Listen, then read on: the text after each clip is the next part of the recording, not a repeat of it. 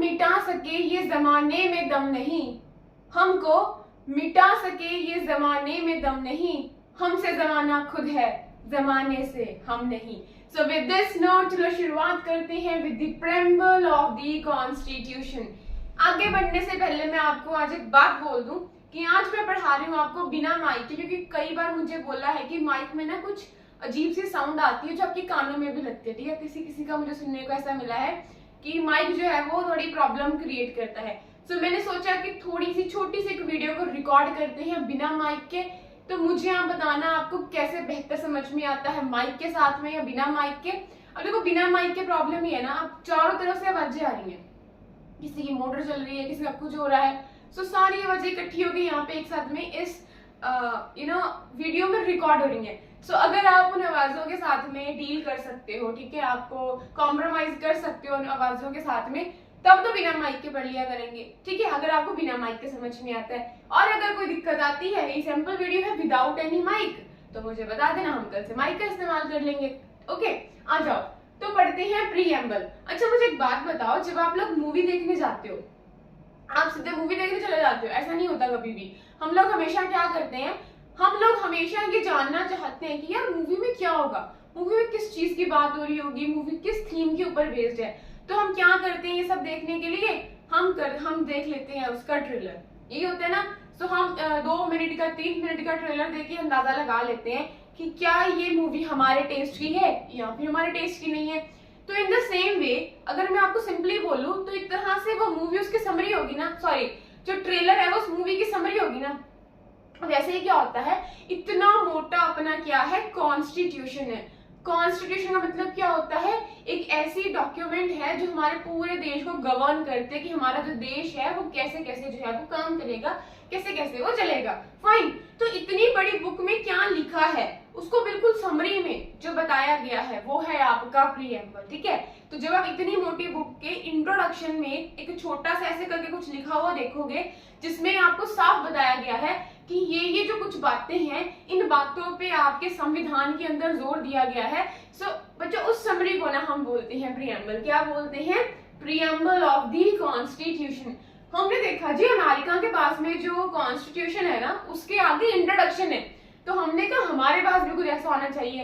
तो idea of preamble कि हमें भी हमारे संविधान में ये ऐड करना चाहिए इंट्रो, वो कहाँ से आया? वो आता है हमारा अमेरिकन कॉन्स्टिट्यूशन से। ये चीज याद रख लेना। जो आपके एमए पलखी वाला है वो क्या कहते हैं कि प्रीएम्बल क्या है? प्रीएम्बल है identity card of the constitution, right. अच्छा, और ये बेस्ड है आपका कहीं ना कहीं ऑब्जेक्टिव रेजोल्यूशन पे। ये उसी के कहीं ना कहीं मॉडर्न जो है वो आपकी फॉर्म आपको दिखाई देने को मिलेगी। अब ये ऑब्जेक्टिव रेजोल्यूशन क्या है ये आपको मुझे कमेंट करके बताना है।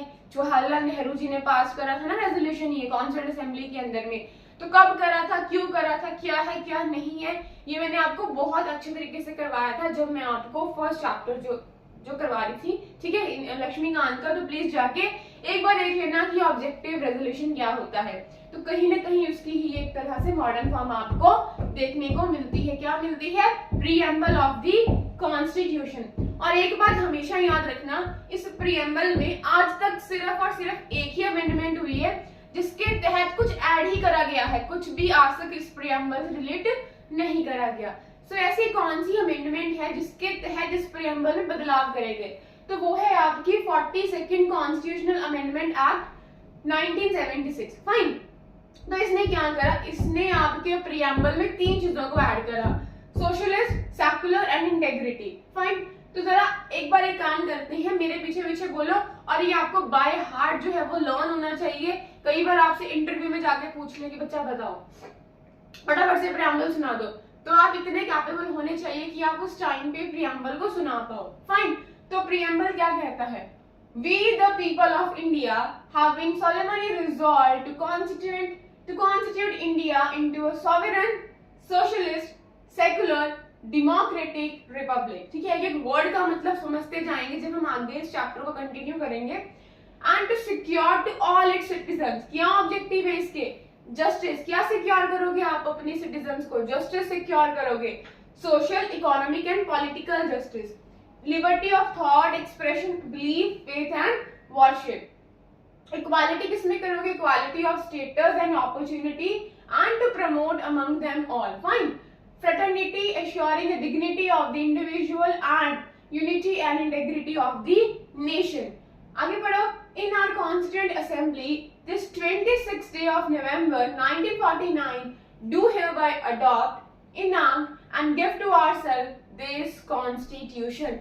इस प्रेम्बल का प्लीज एक एक वर्ड जरा गौर से देखना और अच्छे से प्लीज इसको जो है वो दिल से याद कर लेना। तो देखो ये बात है हमारे संविधान की समरी की, ठीक है। तो इसमें कौन कौन से इंग्रेडिएंट्स आपको देखने को मिलेंगे। जब आप लोग चाय बनाने जाते हो तो चाय बनाने के लिए आपको कौन कौन से इंग्रेडिएंट चाहिए बताओ मुझे। आपको चाय पत्ती चाहिए, पानी चाहिए, दूध चाहिए, चीनी चाहिए, इलायची चाहिए। तो ये सारे उसके क्या हो गए? इंग्रेडिएंट्स हो गए, मतलब जिस चीज से मिलके वो आपकी पर्टिकुलर चीज बनती है। सो सिमिलरली आपके प्रियम्बल के इंग्रेडिएंट्स क्या हैं? तो पहला तो है source of authority of the constitution. जो इस कॉन्स्टिट्यूशन को अथॉरिटी मिल रही है उसका सोर्स क्या है? तो उसका सोर्स है पीपल ऑफ इंडिया, ठीक है। We the people of India. तो सोर्स क्या है? पीपल ऑफ इंडिया, ठीक है। नेचर क्या है इसका? देखो नेचर कैसा है? Sovereign, socialist, secular, democratic and Republic. दोबारा से यहाँ पे एक वर्ड पे एक चीज पे स्ट्रेस डालूंगी कि अभी फिक्र मत करो कि सोवरेन क्या है, डेमोक्रेटिक क्या है, रिपब्लिक क्या है। वेट करो, इंतजार करो, I will explain each and every word to you people, fine. Objective क्या है कॉन्स्टिट्यूशन के? तो ये कुछ है इसके ऑब्जेक्टिव्स। तो पहला है जस्टिस, दूसरा इक्वालिटी लिबर्टी, तीसरा है इक्वालिटी एंड फोर्थ है फ्रेटर्निटी, मतलब सेंस ऑफ ब्रदरहुड। ओके, अब डेट ऑफ अडॉप्शन क्या है? तो वो है आपका 26 नवंबर 1949। आई होप आपको समझ में आया। ओके, सो एक एक वर्ड का मतलब समझते जाते हैं। सबसे पहले समझते हैं कि सॉवरेन का मतलब क्या होता है। एक बार रीड करो सो दैट कि आपको भी आइडिया लग जाए कि यहाँ पे मैंने क्या लिखा है क्या नहीं लिखा, फाइन। एक मिनट में जरा चेकआउट कर लो कि क्या वीडियो हमारी सही सलामत अभी तक रिकॉर्ड हो पा रही है या फिर नहीं।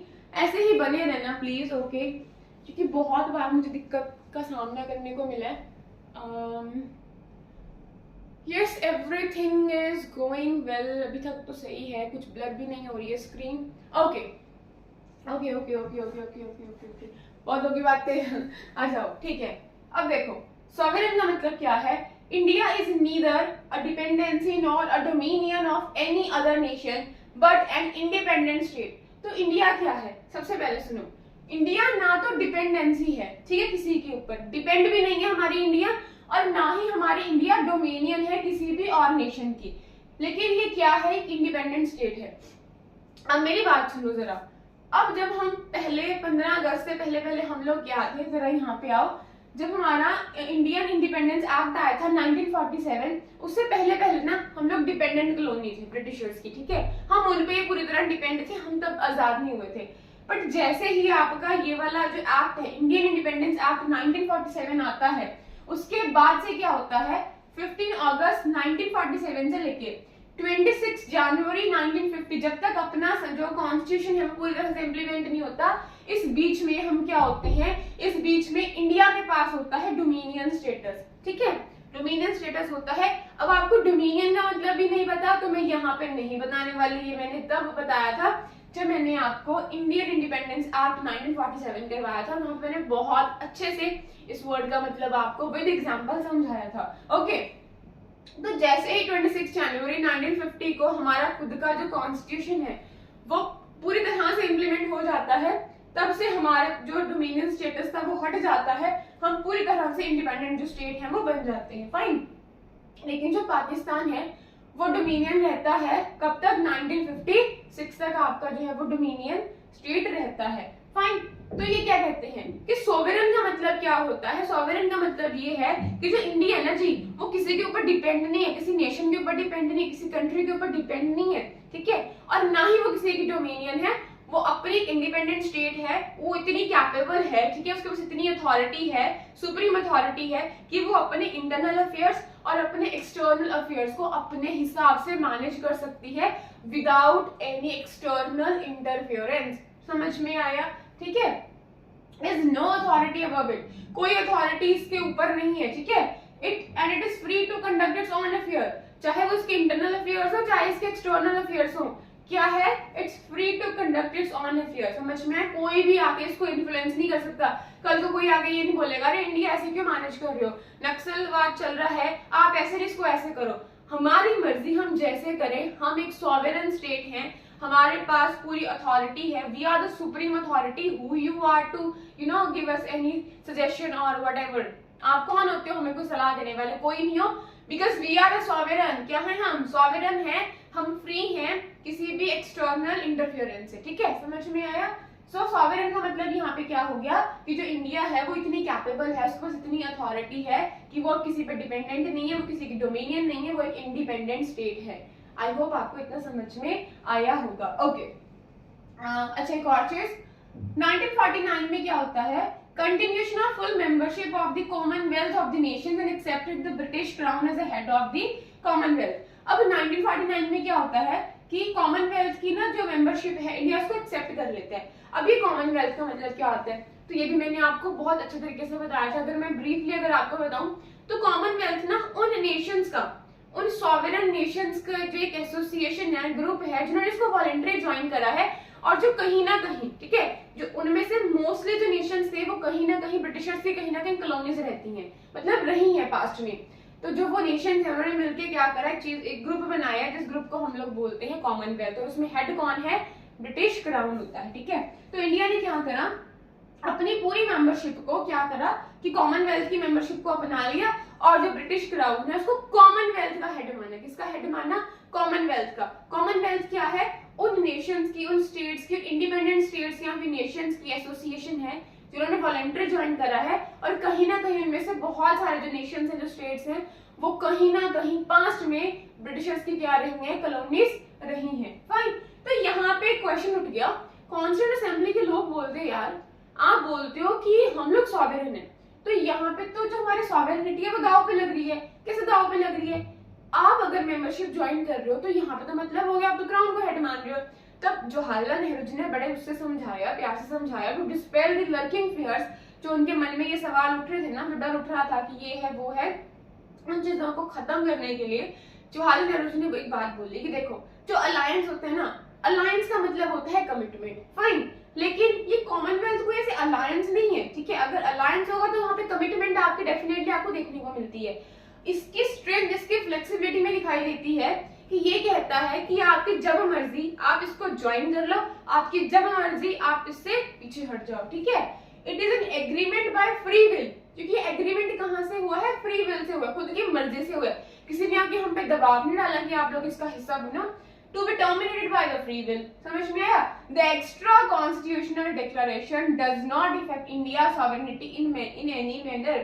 जो आपके नेहरू जी हैं इन्होंने बोला कि देखो ये एक्स्ट्रा कॉन्स्टिट्यूशनल डिक्लेरेशन है और ये अफेक्ट नहीं करता इंडिया की सॉवरेनिटी को किसी भी तरीके से। ठीक है, क्योंकि ये एक एग्रीमेंट है जो कि बेस्ड है फ्री विल के ऊपर। फाइन, और फ्री विल है तो कभी भी उसको जाके ज्वाइन कर लो, और मन आए तो कभी भी उसको टर्मिनेट कर दो। और इंडिया मेंबर बनता है यूनाइटेड नेशन ऑर्गेनाइजेशन का 1945 में। ये भी कोई लिमिटेशंस नहीं लगाता इंडिया की सॉवरेनिटी के ऊपर। Fine, so being a sovereign state, India can either require a foreign territory और cede a part of its territory in favour of foreign state. Fine, तो क्योंकि इंडिया एक सॉवरेन स्टेट है तो उसकी जब मर्जी चाहे वो कोई फॉरेन टेरिटरी को एक्वायर कर ले, कोई आके उसको बाहर से नहीं बोलेगा।